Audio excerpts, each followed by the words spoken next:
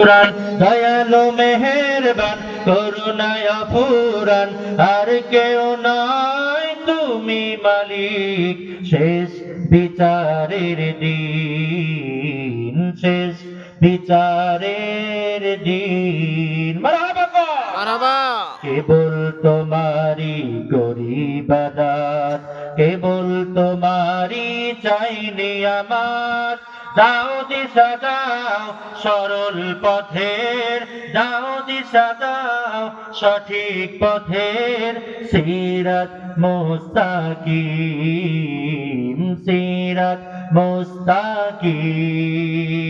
প্রশংসা সবই কেবল তোমারি রব্বুল আলামিন দয়ালু মেহেরবান করুণায় ফুরান আর কেউ নয় তুমি মালিক শেষ বিচারের দিন শেষ বিচারের দিন মারহাবা প্রথমেই বলেছিলাম সূরাতুল ফাতিহা এই মুহূর্তে যে সংগীতখানা গাইলাম সূরা ফাতিহার একেবারে টোটাল অর্থ সুবহানাল্লাহ পড়ে সুবহানাল্লাহ আল্লাহ রাব্বুল আলামিন বলেন এই দুনিয়ার জগতে অনেক ভাইয়ের চরিত্র ফুলের মতো পবিত্র খবর নিয়ে যারা যায় নামাজ পড়ে না একত্র এমন ব্যক্তিদের স্লোগান দিলে দুনিয়াতে 4 পয়সার কোনো উপকার হবে না আমার আল্লাহ তাআলা বলে স্লোগান দিতে হবে আমি আল্লাহর প্রশংসা করতে হবে আমি আল্লাহর সবচাইতে বেশি একটু জোরে বলা যায় নাকি সুবহানাল্লাহ তার সবচাইতে বেশি প্রশংসা আদায় করব কার আর একটু জোরে বলেন না কার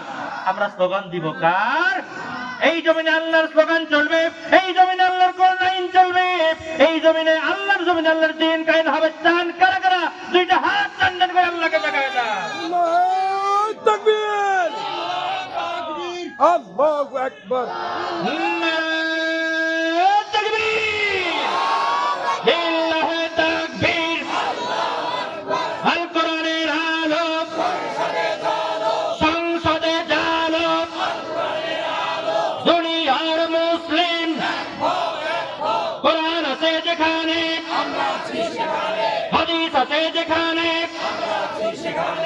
ইসলাম যেখানে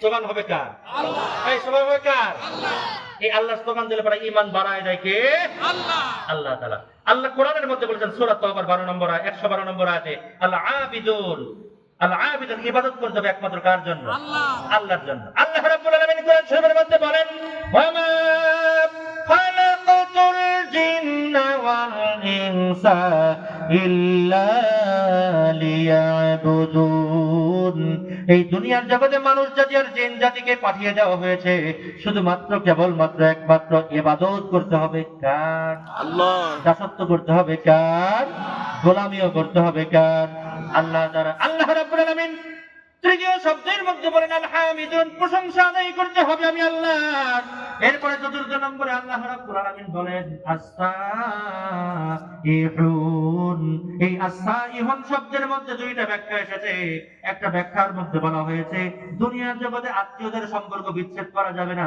আর আল্লাহর পথে জিহাদ করতে হবে দুইটা ব্যাখ্যা এর মধ্যে এসেছে পরবর্তী শব্দের মধ্যে আল্লাহ রাব্বুল আলামিন বলেন আর-রাকিউন সাজিদুন রুকু এবং সিজদা করতে হবে কার জন্য আল্লাহর জোরে বলেন কার জন্য আল্লাহর ছোট্ট একটা প্রশ্ন আপনাদের এলাকার মধ্যে একজন মেহমান এসেছে আমার পুলিশ ভাই বাসেদ ভাইয়ের ধরেন বিআই এসেছে আসার পরেই বাসেদ ভাইয়ের বিআই আসরের নামাজের আযান হওয়ার পরে মনে মনে চিন্তা করে আমি একজন পুলিশের বিআই এলাকায় তার বাড়ির মধ্যে এসে পাশে একটা মসজিদ দেখা যায় এখন মসজিদে আযান হয়ে গেছে নামাজে যাওয়া দরকার এলাকার মানুষগুলো কি বলবে আর বাড়ির মধ্যে বিআইও মনে মনে কি বলবে যে বিআই এসেছে আযান হয়েছে মসজিদে যায় না এখন এই ব্যক্তি যে মসজিদে গেল নামাজ পড়ার জন্য কৃষ্ণপুরবাসী আপনাদেরকে আমি একটু প্রশ্ন করতে চাই এই ব্যক্তিটা ওই মুহূর্তে মসজিদে গেল আল্লাহর ভয়ে নাকি মানুষের ভয়ে মানুষের ভয়ে কি মসজিদে যাওয়া যাবে নাকি মানুষের ভয়ে মসজিদে যাওয়া যাবে না মানুষের ভয়ে নামাজ পড়া যাবে না রুকু করব সিজদা করব একমাত্র কার জন্য আল্লাহর জন্য এই কনকনে শীতের মধ্যে যদি আপনাকে বলা হয় কম্বল সরাই দেওয়া লাগবে লেপ সরাই দেওয়া লাগবে প্রত্যেকবার ওযুর জন্য 200 করে টাকা দেব এই ঠান্ডা পানি দিয়ে ওযু করা লাগবে আমার মনে হয় আমরা কেউ সাহস করতে পারবো না, আমরা কেউ ওই ঠান্ডা পানিতে উযু করতে পারবো না। কিন্তু আল্লাহর যেহেতু হুকুম হয়েছে, আল্লাহ যেহেতু অর্ডার করেছে, যতই পানি ঠান্ডা হোক না কেন আর যতই শীত পড়ুক না কেন, এই ঠান্ডা পানিতে শীতের মধ্যে উযু করে আমরা না যাই নামাজটা পেরে দিয়ে যাই নামাজে দণ্ডায়মান হয়ে যাব, এই যাই নামাজে দাঁড়ায় যাব, রুকু করব, সিজদা করব, দুনিয়ার জগতের কোন মানুষের জন্য নয়। খ্রিস্টপূর্বাসী একটু বলেন তো দেখি, আমরা রুকু এবং সিজদা করব কার জন্য? আল্লাহর জন্য করতে হবে রুকু সিজদা। কেমন করি? আর তাই মনের ব্যাখ্যা আপনাদের সামনে আমি দিয়েছি। এবার সত্য একটা কথা আপনাদের সামনে আমি বলতে চাই, এই দুনিয়ার জগতে আল্লাহর কালিমা গ্রহণ করার কারণে আর রুকু সিজদা আল্লাহর জন্যই করবে, এই মানসিকতা রাখার কারণে অনেকের উপরে বারবার বিভিন্ন ধরনের প্রসঙ্গ এসেছে, বিভিন্ন ধরনের ঈমানি পরীক্ষা চলে এসেছে, কিন্তু সকল প্রকার ঈমানের পরীক্ষায় উত্তীর্ণ হয়ে আল্লাহর নামের কালিমার ঘোষণা দিয়ে সবাই সামনের দিকে অগ্রসর হয়ে গিয়েছে। মারহাবা কর। এই দুনিয়ার জগতে আল্লাহ তাআলার একজন প্রিয় বান্দা ছিল, নাম ছিল সাঈদ ইবনে আব্দুর রহমান। সবাই বলেন তো নামটা যেন কি? সাঈদ ইবনে আব্দুর রহমান। ঘটনা আমার মনে পড়ে গেল, একটু আয়াতে কারিমাটার সামনে রেখে আমি আপনাদের সামনে বলতে চাই। এই সাঈদ ইবনে আব্দুর রহমান, আল্লাহর নবী যখন জিহাদের ময়দানে যাওয়ার জন্য ডাক দিয়ে দেয়, সকল মানুষগুলো পরিবার ফালায় রেখে, সম্পদ ফালায় রেখে, সব কিছু রেখে জিহাদের ময়দানে চলে যায়। সাঈদ ইবনে আব্দুর রহমানের মনের তামান্না জিহাদের ময়দানে চলে যাবে, কিন্তু কিছুদিন হলো বিবাহ করেছে, নতুন বউ রেখে কেমন করে জিহাদের ময়দানে যায়? বাড়িতে বাজার সদাই করা লাগতে পারে, প্রয়োজনীয় জিনিসপত্র রাখা লাগতে পারে, বিভিন্ন চিন্তা থাকার কারণে সাঈদ ইবনে আব্দুর রহমান চিন্তা করে, আমি যুদ্ধের ময়দানে যাব কেমন করে? এমন তো আমার বাড়ির মধ্যে নতুন বউ কেমন করে তাকে রেখে আমি যুদ্ধের ময়দানে চলে যাই?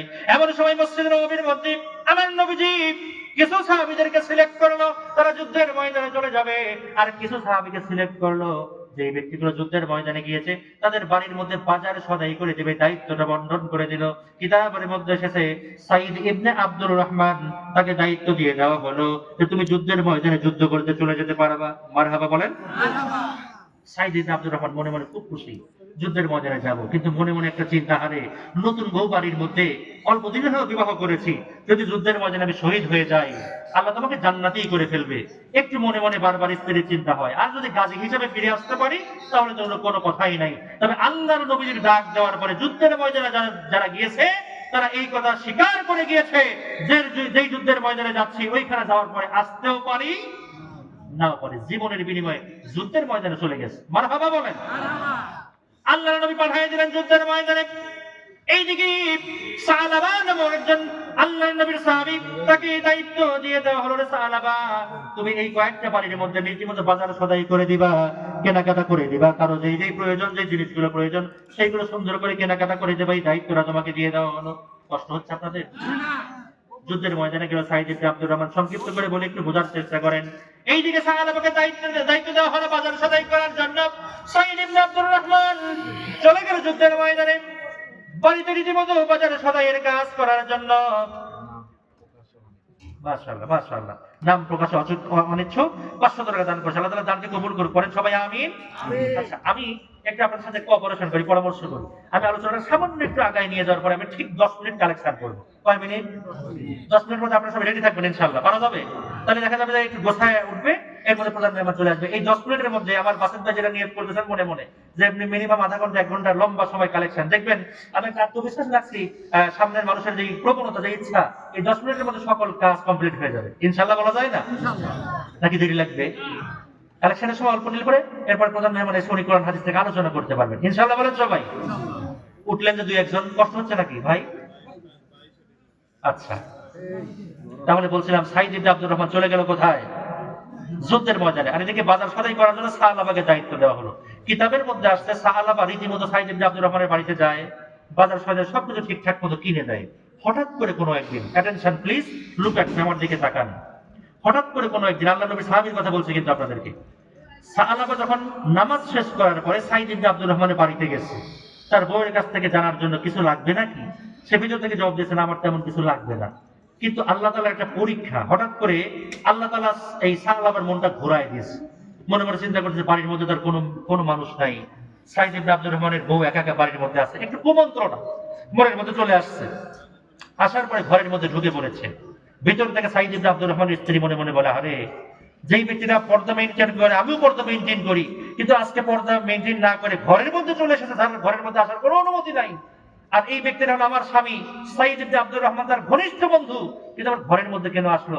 মনের মধ্যে একটা ভয় কাজ করতেছে। এমন সময় কিতাবের মধ্যে আসছে, ঘরের মধ্যে ঢোকার পরে শয়তানের কুমন্ত্রণ, আগেই তো বললাম আল্লাহর পরীক্ষা। এই সাহাবা হঠাৎ করে সাইদ ইবনে আব্দুর রহমানের স্ত্রীর হাত ধরে ফেলেছে। কি ধরেছে? সবাই বললেন না, কি ধরেছে? হাত ধরেছে। হাতটা যখন শক্ত করে ধরে ফেলেছে, সঙ্গে সঙ্গে সাইদ ইবনে আব্দুর রহমানের স্ত্রী বলতেছে, ও সাহাবা, তুমি কি কাজ করে ফেললা? আমি একজন পরনারী, তুমি আমার হাতটা ধরে ফেললা, যেটা ইসলামে নিষেধ করা হয়েছে। আমার পর্দার পরিবেশ আছে, পর্দা মেইনটেইন না করে ঘরের মধ্যে এসে আমার হাতটা তুমি ধরেছো। আল্লাহর ভয় কি তোমার অন্তরে জাগ্রত হচ্ছে না? আমি তো তোমার বন্ধুর স্ত্রী, তুমি কি কাজ করে ফেলেছো? আল্লাহু আকবার বলেন। সঙ্গে সঙ্গে হাত ধরার পরে মনে মনে চিন্তা করে, শয়তানের কুমন্ত্রণে এতটুকু পর্যন্ত আসার পরে যখন সাইদ ইবনে আব্দুর রহমানের স্ত্রী বারবার ডেকে ডেকে বলে, কি কাজ তুমি করে ফেলেছো? এই কথাটা বলার সঙ্গে সঙ্গে আল্লাহর কথা স্মরণ হয়ে গেছে, আমি কি কাজ করে ফেললাম। মনে মনে অনুশোচনা করে একটা দৌড় দিয়ে ঘরের ভিতর থেকে বের হয়ে যায়। সুবহানাল্লাহ পড়ে। ঘর থেকে বের হওয়ার পরে মনে মনে চিন্তা করে, শুধুমাত্র হাত ধরে ফেলেছি, এত বড় অন্যায় আমি করে ফেললাম। আল্লাহ তাআলা আমাকে ক্ষমা করবে কিনা, মাফ করবে কিনা জানি না। বারবার মনের মধ্যে অনুশোচনা হয়, হারে কি কাজ আমি করে ফেললাম। আমি হাত ধরে ফেলেছি, আমার বন্ধুর স্ত্রীর হাতটা ধরে ফেলেছি, আমি তো অন্যায় করে ফেলেছি। বারবার মনের মধ্যে অনুশোচনা হয়। একটা দৌড় দিয়ে চলে গিয়েছে আবু বকরের কাছে। অনেক সংক্ষিপ্ত করে বলি, আবু বকরের কাছে যাওয়ার পরে ডেকে ডেকে বলো, আবু বকর, অন্যায় কাজ আমি করে ফেলেছি। কি কাজ তুমি করেছো? বলে, আমার মনের কুমন্ত্রণার কারণে, শয়তানের কুমন্ত্রণার কারণে আমার বন্ধুর দায়িত্ব আমাকে দিয়ে দেওয়া হয়েছে বাজার সদাই করার জন্য, কিন্তু আমি পর্দা মেইনটেইন না করে আমার স্ত্রী, আমার বন্ধুর স্ত্রী সাইদ ইবনে আব্দুর রহমানের স্ত্রী, তার হাতটা আমি শক্ত করে ধরে ফেলেছি। এমন সময় আবু বকর সিদ্দিক রাদিয়াল্লাহু তাআলা আনহু বলে, আমার কাছে কোনো বিচার হবে না। আমার মনে হয় আল্লাহ তাআলা তোমাকে ক্ষমা করবে না, মাফ করবে না। মনটা খারাপ হয়ে গেল, আরে আল্লাহ যদি আমাকে মাফ না করে আমি কোথায় যাব? চলে গেল ওমরের দরবারে। একটু আপনাদেরকে প্রশ্ন করতে চাই, বলেন তো দেখি, ওমর রাগী মানুষ নাকি ঠান্ডা মানুষ? রাগী মানুষ। তার কাছে গিয়ে বলার সঙ্গে সঙ্গে রেগে ফুলে গিয়েছে। ডেকে ডেকে বলে, কি কাজ তুমি করে ফেলেছ? আল্লাহ তাআলা তোমাকে ক্ষমা করবে না, মাফ করবে না। আল্লাহর কাছে তওবা করো, আমার কাছে কোনো পরামর্শ নাই। আবু বকরের কাছ থেকেও ফিরে আসলেন, ওমরের কাছ থেকেও ফিরে আসলেন। মনের মধ্যে বারবার চিন্তা হয়, আমি কি অন্যায় করলাম? আল্লাহ যদি আমাকে মাফ না করে কোথায় আমি চলে যাব? এমন সময় কিতাবের মধ্যে এসেছে, ওই সাহাবীটি ঘুরতে ঘুরতে শেষ পর্যন্ত চিন্তা করলো, একমাত্র রাহমাতুল লিল আলামিনের দরবারে গেলে হয়তো আমার মাফ পাওয়ার সম্ভাবনা আছে। নবীজি যদি আমার জন্য একটু সুপারিশ করে, আল্লাহ তাআলা হয়তো আমাকে মাফ করে দিবে। এমন সময় কিতাবের মধ্যে আসে, ওই সাহাবা আল্লাহর নবীর দরবারে যখন চলে গেল, যাওয়ার পরে বলে, নবীজি, এত বড় অন্যায় কাজ আমি করে ফেলেছি, আমাকে কি মাফ করা যায় না নাকি? সঙ্গে সঙ্গে রাসূল বলে, ওগো আমার প্রাণের সাহাবী, তুমি কি কাজ করেছো? আমার কাছে তোমার কোনো ক্ষমা হবে না, মাফ হবে না। দূরে তুমি চলে যাও, আল্লাহর কাছে ক্ষমা চাও। আমি তোমাকে কোনো রাস্তা দেখাতে পারলাম না, কোনো ক্ষমার রাস্তা আমার কাছে তুমি পেলে না, দূর হয়ে যাও আমার চোখের সামনে থেকে। এমন সময় কিতাবের মধ্যে আসি, সাহাবা নবীজির কাছ থেকে এই কথাটা শোনার সঙ্গে সঙ্গে মনে মনে চিন্তা করে, রাহমাতুল লিল আলামিনের দরবারে এসে আমার কোনো লাভ হলো না, কাজ হলো না, তাহলে দুনিয়ায় কোথাও আর আমার কোনো জায়গা, কোথাও জায়গা নাই। বের হয়ে গেলেন। কিতাবের মধ্যে আসি, আল্লাহ রাব্বুল আলামিন আসমান থেকে সঙ্গে সঙ্গে একজন ফেরেশতা পাঠাই দিয়ে আমার নবীজিকে ডেকে ডেকে বলল, গো নবীজি, হেদায়েতের দায়িত্ব তো আপনার হাতে আমি দেই নাই। হেদায়েতের একমাত্র চাবিকাঠি হলো কার হাতে? আল্লাহ। এই বলেন না সবাই, কার হাতে? আল্লাহ। আল্লাহ বলছেন, আমার হাতে হেদায়েতের চাবিকাঠি। ফেরেশতা ডেকে ডেকে বলে, ওগো নবীজি, আল্লাহ তাআলার হাতে হলো হেদায়েতের চাবিকাঠি। আল্লাহ যদি মাফ করে দেয়, ক্ষমা করে দেয়, দুনিয়ার জগতের কেউ আটকাতে পারবে না। আল্লাহ যদি মাফ করে দেয়, ক্ষমা করে দেয়, কারো কোনো দরকার হবে না। সুতরাং আপনি যেহেতু ক্ষমা চাওয়ার জন্য আপনার কাছে এসেছে, আপনি কোনো ফায়সালা দিতে পারেন নাই, কিন্তু আল্লাহ তাআলা একটা মেসেজ আপনাকে পাঠিয়ে দিয়েছে। দ্রুত ওই সাহাবাকে খোঁজ করেন, কোথায় গিয়েছে এই ব্যক্তিটাকে। আল্লাহ রাব্বুল আলামিন তার অনুশোচনার জন্য, মন থেকে তওবা করার জন্য, মন থেকে মাফ চাওয়ার জন্য আল্লাহ রাব্বুল আলামিন